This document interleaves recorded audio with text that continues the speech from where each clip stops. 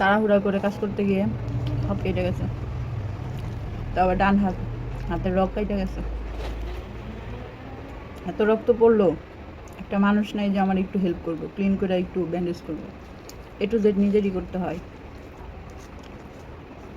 মেয়ে মানুষের জীবনই এরকম। আশেপাশে সবাই আছে কিন্তু তাও একা। এটাই মেয়েদের জীবন, একাই মেয়ে পালতে হয়, একাই সব করতে হয়।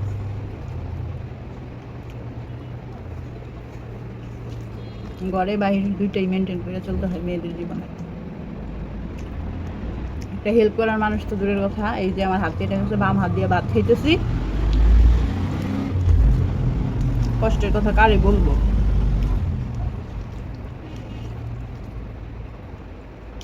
ফেসবুক করেই বলি।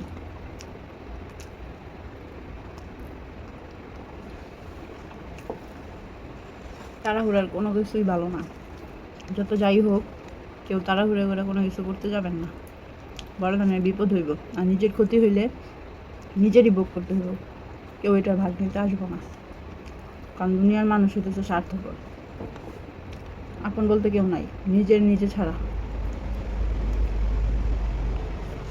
সবাই ভালো থাকবেন, নিজের খেয়াল রাখবেন।